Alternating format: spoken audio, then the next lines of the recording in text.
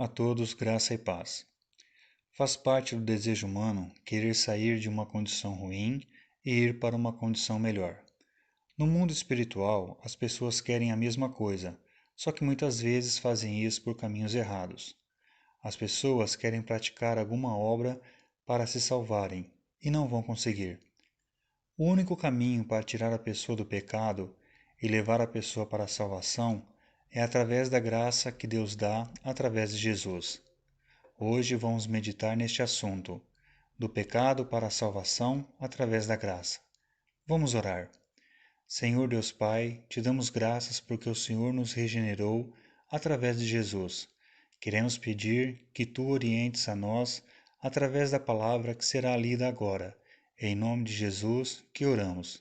Amém. Vamos abrir nossas Bíblias em Efésios, capítulo 2, do versículo 1 ao 10.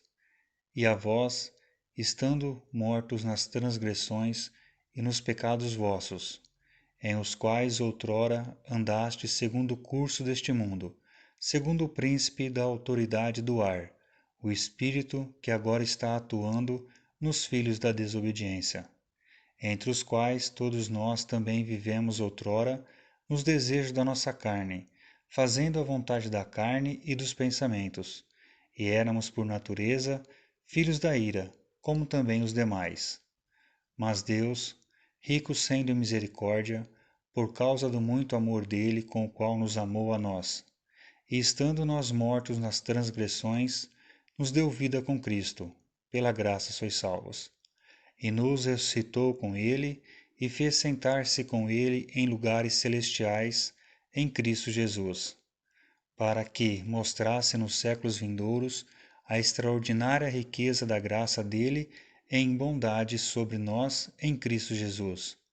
Pois pela graça sois salvos mediante a fé, e isto não de vós, de Deus é o dom, não de obras, para que alguém não se orgulhe, pois somos feitura, criados em Cristo Jesus para as boas obras, as quais previamente preparou Deus para que nelas andássemos. A meditação de hoje está dividida em 3 partes. Do versículo 1 ao versículo 3, fala sobre a total depravação do homem. Do versículo 4 ao versículo 6, fala sobre a misericórdia de Deus. Do versículo 7 ao versículo 10, o motivo de Deus para salvar o homem. Vamos à primeira parte, a total depravação do homem. A primeira parte se divide em 3 pontos: estar mortos para Deus, ser escravo do pecado e ter natureza da carne corrompida. Quanto ao estar mortos para Deus, é algo semelhante ao fato de estar morto fisicamente. O morto físico não sente mais nada, ele não respira, ele não enxerga, ele não sente dor, não sente mais nada.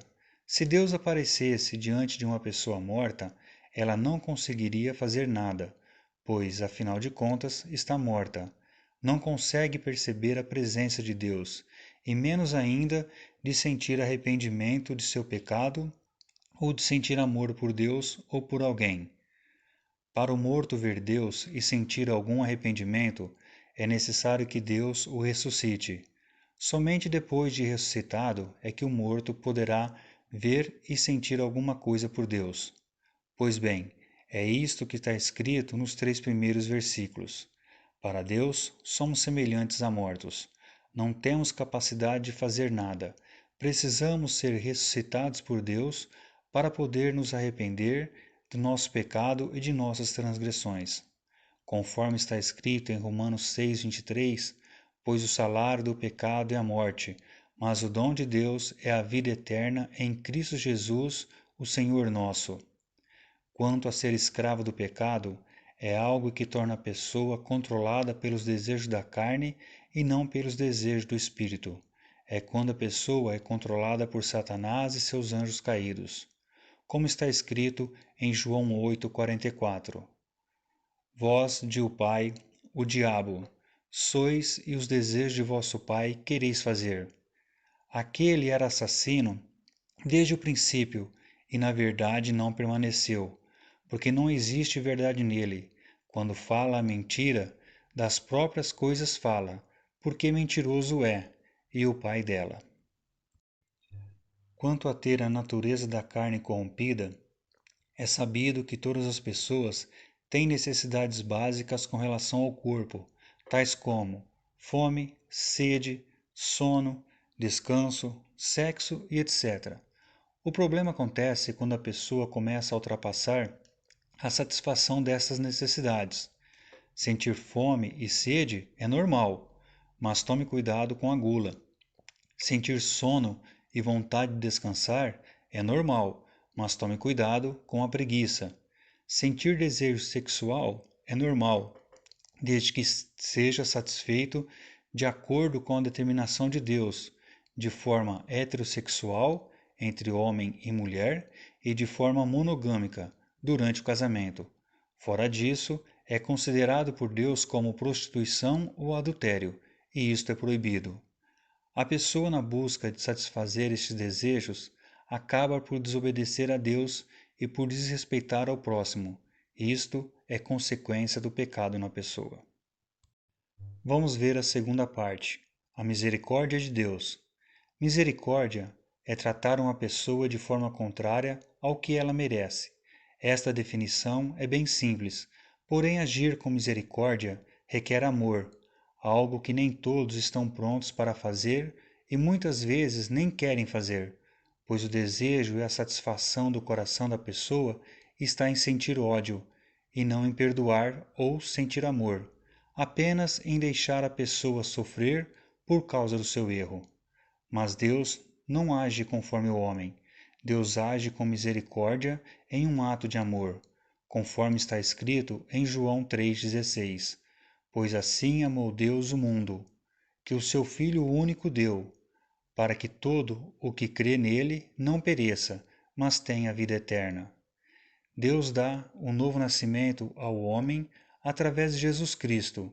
Todas as pessoas que já nasceram de novo são aqueles que foram atraídos por Deus em Cristo Jesus, que foram crucificados juntamente com Cristo, que foram mortos com Cristo, que foram sepultados com Cristo, que foram ressuscitados por Deus juntamente com Cristo.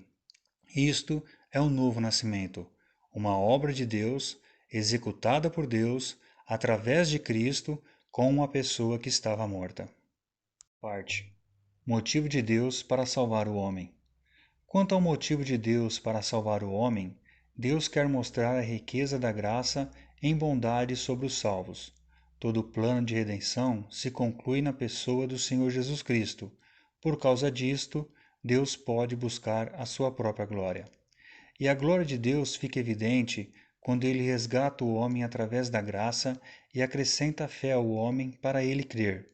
Deus não reparte a sua glória com ninguém, pois a salvação é pela graça e não pela obra humana. Se fosse pela obra humana, Deus teria que repartir a sua glória da salvação com o homem. Desta forma, não existe espaço para o homem dizer: Eu aceito Jesus, e por causa dessas palavras ser merecedor da salvação, nem tampouco de fazer uma caridade e por causa da caridade ser merecedor da salvação. Nem por aceitar Jesus, nem por caridade o homem será salvo. Pois, se fosse assim, o homem daria glória para si mesmo e não daria glória para Deus. E toda a honra e toda a glória devem ser para Deus. O homem não pode ser salvo através da sua própria obra.